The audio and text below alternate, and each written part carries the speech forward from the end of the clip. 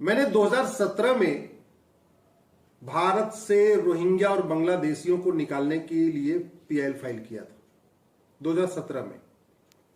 केंद्र सरकार भी उसमें पार्टी है, सभी राज्य सरकारें पार्टी है। सुप्रीम कोर्ट ने केंद्र सरकार के गृह मंत्रालय, कानून मंत्रालय और सभी राज्यों के चीफ सेक्रेटरी को नोटिस जारी किया हुआ है। हमारा यह कहना था कि 1 साल के अंदर रोहिंग्या और बांग्लादेशी जो अवैध रूप से रह रहे हैं इनको डिटेक्ट किया जाए, यानी खोजा जाए, आइडेंटिफाई किया जाए, इनको डिटेन किया जाए, डिटेंशन सेंटर में रखा जाए और इनको डिपोर्ट किया जाए। तो हमारी बेसिकली जो मांग ये थी, detect, detain, deport all illegal immigrants, ये हमारी मांग है। नोटिस भी हो गया केंद्र सरकार, राज्य सरकार को, लेकिन किसी का जवाब नहीं आया। जवाब नहीं आया, इसलिए आज मैंने दोबारा सुप्रीम कोर्ट में इस मैटर को चीफ जस्टिस के सामने रखा। हमने कोर्ट से यह कहा है, जो हमारी पिटीशन है, कि भारत में 5 करोड़ बांग्लादेशी और रोहिंग्या घुसपैठिए रहते हैं। ये 5 करोड़ घुसपैठिए भारतीयों के हिस्से का नौकरी ले रहे हैं, भारतीयों के हिस्से का रोजगार छीन रहे हैं, भारतीयों के हिस्से का रोटी कपड़ा मकान छीन रहे हैं, और इतना ही नहीं कर रहे हैं बल्कि ये अपराध बढ़ा रहे हैं। चोरी, लूट, झपटमारी, ड्रग स्मगलिंग, हर तरीके के जितने भी अवैध काम हैं, जेब काटने से लेके मर्डर करने तक, उन सब में ये घुसपैठिए शामिल है। हमारी राष्ट्रीय सुरक्षा के लिए बहुत बड़ा खतरा बन चुके हैं ये घुसपैठिए बांग्लादेशी और रोहिंग्या। और यहां आ रहे क्यों? क्योंकि यहां का कानून घटिया है। 1000 रुपए देते हैं, बॉर्डर से अंदर घुस जाते हैं, फिर 1000 रुपए देते हैं, आधार बनवा लेते हैं, फिर 1000 रुपए देते हैं, राशन कार्ड बनवा लेते हैं, फिर 2000 रुपए देते हैं, ड्राइविंग लाइसेंस बनवा लेते हैं, 1000-1500 रुपए, 2000 रुपए देते हैं, बैंक में खाता खोल लेते हैं, 10,000 रुपए देते हैं, फ्री वाला मकान लेते हैं। तो आज की डेट में ये 5 करोड़ रोहिंग्या बांग्लादेशी फ्री का मकान ले रहे हैं, फ्री का राशन ले रहे हैं, हमारे और आपके हिस्से का जो रोजी रोटी है वो तो छीन ही रहे हैं, और यहां पे क्राइम भी बढ़ा रहे, जनसंख्या विस्फोट भी कर रहे।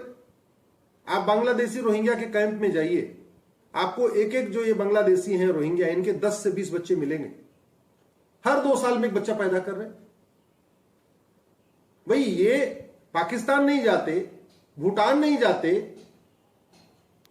और रोहिंग्या तो बाकायदा बांग्लादेश भी नहीं जाते, और ये बांग्लादेशी पाकिस्तान नहीं जाते, ये बांग्लादेशी म्यांमार नहीं जाते, भारत आते हैं।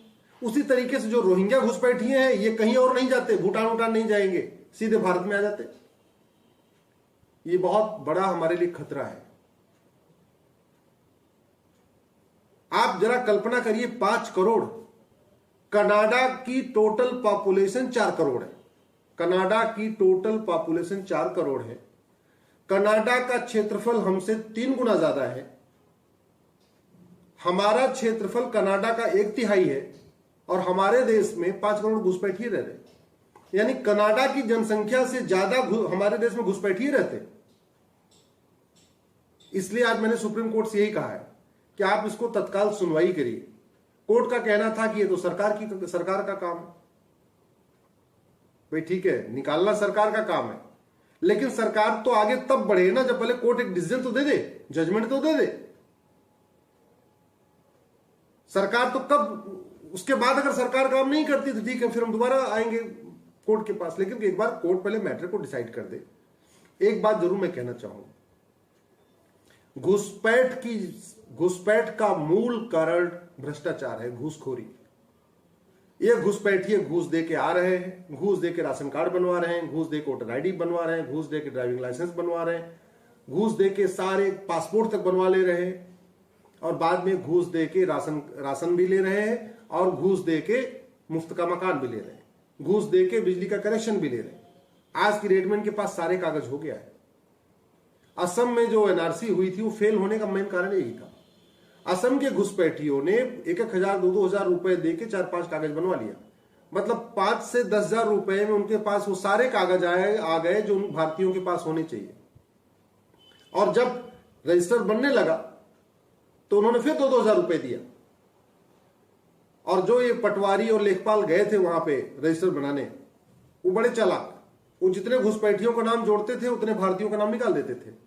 तो नतीजा ये हुआ कि वहां जो बांग्लादेशी घुसपैठिए थे वो तो असम के नागरिक बन गए, जो असम के असली नागरिक थे बेचारे उनका रजिस्ट्रेशन का नाम बाहर हो गया।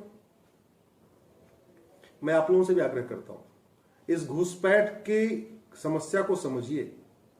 मात्र 5000 घुसपैठिए गए थे पर्शिया में, एक देश था पर्शिया, केवल 5000 घुसपैठिए गए थे और उन्होंने 100 साल में पर्शिया को ईरान बना दिया।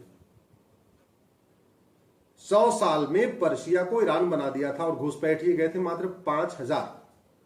भारत में तो 5 करोड़ घुसपैठिए रह रहे हैं। ऐसा कोई जिला नहीं है जहां घुसपैठिए नहीं पहुंच गए। ये घुसते हैं बंगाल में और निकलते हैं जम्मू, घुसते हैं बंगाल में निकलते हैं अमृतसर, घुसते हैं बंगाल में निकल जाते हैं ये कच्छ में, घुसते हैं बंगाल में और निकलते हैं इधर जाके बॉम्बे और पूना। पूरे देश में फैल चुके हैं क्योंकि हमारे जो घूसखोर हमारे कर्मचारी हैं ये उनकी मदद करते हैं। आखिर जो 1000 रुपए लेके घुसपैठियों का राशन कार्ड बना रहा है वो गद्दार है कि नहीं है? जो 1000 रुपए लेके घुसपैठियों का ड्राइविंग लाइसेंस बना रहा है वो गद्दार है कि नहीं है? जो 1000 रुपए लेके घुसपैठियों का आधार बना के दे रहा है वो देश से गद्दारी कर रहा है कि नहीं कर रहा है? जो 5000 रुपए लेके घुसपैठियों या 10,000 रुपए लेके घुसपैठियों का बकायदा फ्री का मकान में नाम डाल दे रहा है वो गद्दारी कर रहा है कि नहीं कर रहा है? पूरा नीचे से ऊपर तक पूरा नेक्सस बना हुआ है। बहुत बड़ा खतरा है हमारे लिए घुसपैठ, और ये घुसपैठ का मूल कारण है घूसखोरी। घूसखोरी बंद होगी तभी घुसपैठ बंद होगी। अदरवाइज एनआरसी अगर हमने पूरे देश में लागू कर भी दिया और घूसखोरी बंद नहीं हुई, जैसे असम में एनआरसी फेल हो गई, इससे पूरे देश में एनआरसी फेल हो जाएगी। मेरा आपसे निवेदन है, इस विषय को अधिक से अधिक लोगों से शेयर करिए, ज्यादा से ज्यादा शेयर करिए, ट्विटर पे, फेसबुक पे, व्हाट्सएप पे, और अपने अपने सांसद विधायक से रिक्वेस्ट करिए कि भाई घुसपैठ को आप खत्म करिए। हमारे देश में पहले ही air pollution, water pollution, noise pollution है। हमारे देश में पहले ही बेरोजगारी है, कुपोषण है, प्रदूषण है। फिर 5 करोड़ घुसपैठियों को क्यों हमने मेहमान बना रखा है? इनको क्यों नहीं वापस भेजते हैं?